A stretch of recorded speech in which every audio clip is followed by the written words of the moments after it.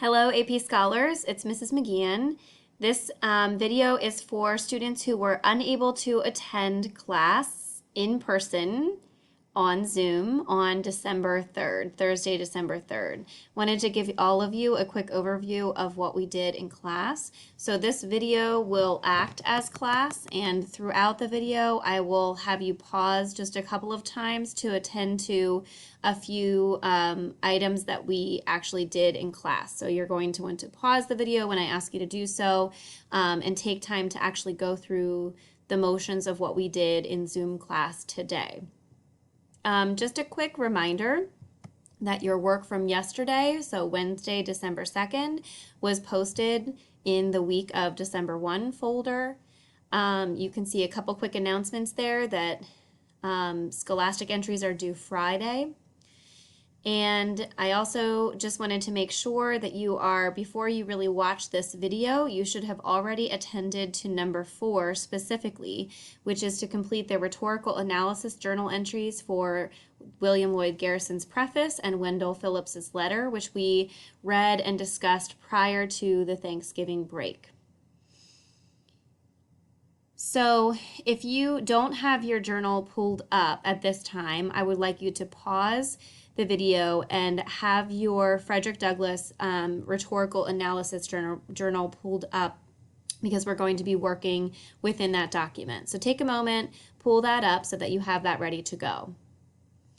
When you are ready, I'm going to ask you to record a specific passage in your journal as well. So you'll see this looks a little bit different than your journal does because I pasted it into a notebook document, but it should be set up just the same as yours, with a page number, a space for the quotation itself or the passage itself, and then a space here for your analysis.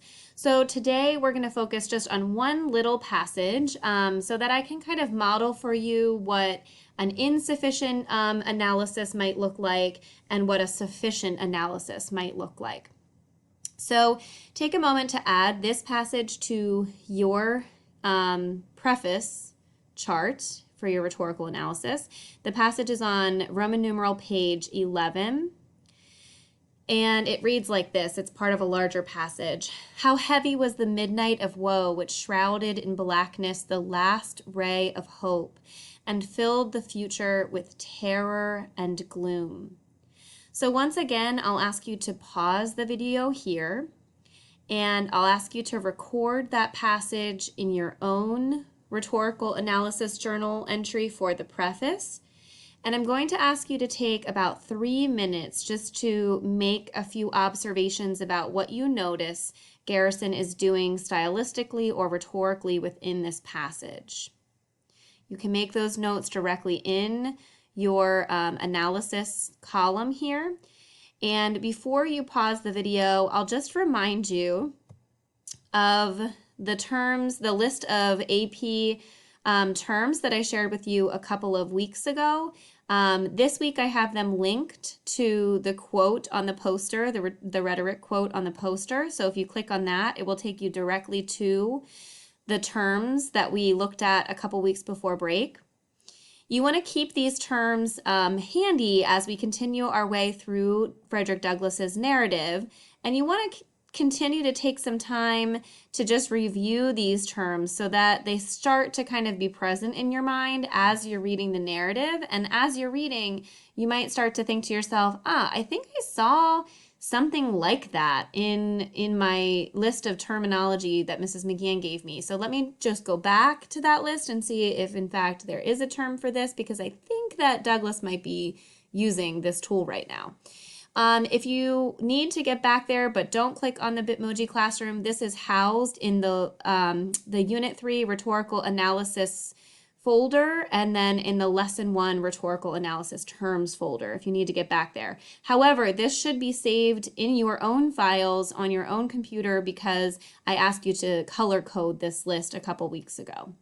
So have this handy as well. All right, at this time, please go ahead and pause the video for about 3 minutes to give yourself time to take a look at this passage and just jot some notes down about what you see Frederick Douglass doing in this passage. When you come back, about 3 minutes later, it should be, I'm going to now share with you what I think is a sufficient example and what I would say is an insufficient example for what you could place here in your analysis paragraph. What we really want to focus on in our analysis always is what is actually happening in the passage, what techniques or tools or strategies is the writer using, but then going one step beyond that to look at the effect or the impact of those choices or those moves that the author is making. So for this passage, an insufficient response in your analysis column would be to write, Garrison uses diction to create an atmosphere of dread. So one mistake or sort of trap of insufficiency that students often fall into is to use this phrase, uses diction. This is a phrase that you generally want to stay away from completely when you're doing rhetorical analysis, either on the exam or at any point throughout the year as we're doing rhetorical analysis. Remember that diction is word choice, so every writer is, quote, using diction. It's simply that they're using words. So it doesn't really say anything to say that a writer is using diction. What we have to keep in mind if we want to talk about diction is that we have to qualify a writer's use of diction. This generally means that you're going to put an adjective of sorts prior to the word diction. So you have to qualify it by saying Garrison uses blank diction. Give it a descriptor within there so that you're not just saying that he uses diction.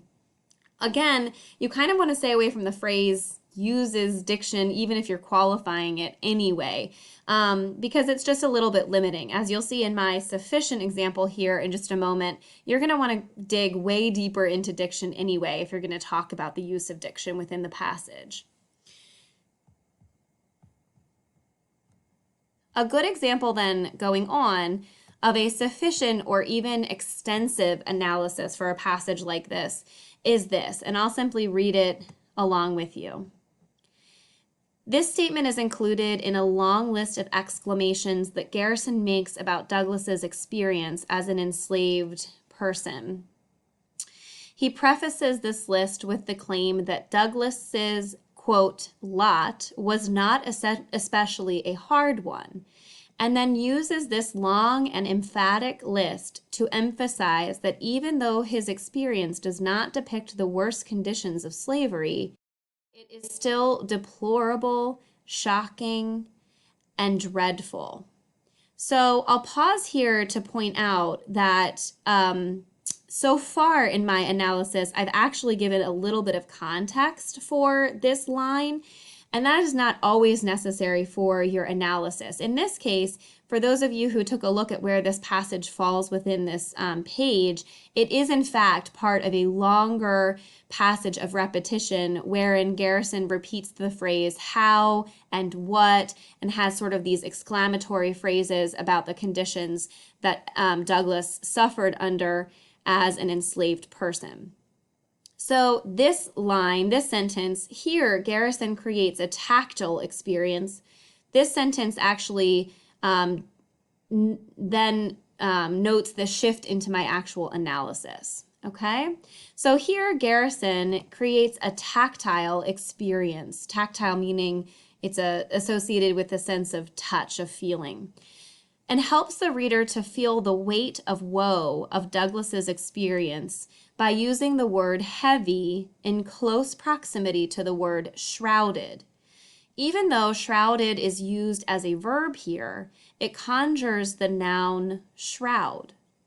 The denotation, remember that denotation is the dictionary definition, so all those D's is a good way to remember that. Denotation equals dictionary definition. Connotation, on the other hand, are those associations and feelings we have with a word. The denotation of shroud, a burial garment, further emphasizes the gravity and inescapable nature of Douglas's woe and hopelessness. His use of midnight and blackness reinforce each other and the overall metaphoric darkness of Douglas's experience. So in class today, I asked students to reflect on the work that they had done yesterday during our remote day. So the work that they had done, the passages that they had pulled out for their analysis journals, and then their analysis itself. And I asked students to see how theirs kind of compared to the examples that I show here. So I want you to reflect on that as well. Take a couple minutes just to think about, do your annotations fall more on the end of the spectrum where there may be a little insufficient, or are your annotations kind of going more toward the end of the spectrum that we could consider them sufficient, if not maybe extensive? What I would ask you to do then is to make any adjustments that you might need to make after having watched this video with a sufficient example and then a non-sufficient example or insufficient example as well. So make any adjustments you might have to dig a little bit deeper into the passages that you selected. Notice that I don't actually use, in my sufficient example, I don't actually use the word diction at all. I simply talk about the language that Garrison is using, and I am able to kind of dive much deeper into that diction. The other thing to remember as you're continuing to work through these analysis journals and we continue to read Frederick Douglass's narrative is that the passages you select are just as important as your analysis. So one tip or one suggestion I have is to choose kind of short passages or smaller passages, but passages that are also mighty as well. Remember, this is kind of like a miniature fine line assignment. So each of these rows you can kind of consider to be a little miniature fine line assignment. So you want to choose lines or passages that are kind of chock full of moves, so to speak, that Frederick Douglass is making that you can then really dig in and analyze. All right, once you have done this, once you've taken time to kind of beef up your analysis, if that's necessary, so to speak, beef up, what I'd like you to do, I'm gonna, at some point here, I'm going to ask you to upload your work for just the preface and the letter. So I actually gave you this assignment, if you'll recall, as one big document, which you should have saved in your file. So you probably pulled up this entire analysis journal document, which you had saved to your files after yesterday, if not before. When I ask you to submit specific pieces of this document, I'm going to ask you, I'm going to show you two ways to do that because you don't always need to upload the entire document. So let me switch over to my Word document here, and I'll let you know two ways for how you can do that. The first way is just simply to highlight everything that would come before and come after the pages that I'm asking you to submit, or the sections that I'm asking you to submit. And then save as, so once you would delete everything before and once you would delete everything after, you would do a save as. Come up here to your file, select save as, and then wherever you're going to save it, you would give it a different title. So I would just title it for this instance, Preface, Frederick Douglass, or FD, Preface and Letter. For me, this is the less preferable option. What I would prefer you do is once you have your preface and your letter work finished, you want to just take note of which pages that goes over. So in my instance, this isn't my complete one. So mine starts on page 2 and ends on page 3 here. And you can find the page number down here in the lower left-hand column. You just can't see mine here right now, or maybe you can. So I would say I wanted to capture pages 2 through 3, I think I said, or 4. So when you come up here, when you do this, you're going to come up here to File.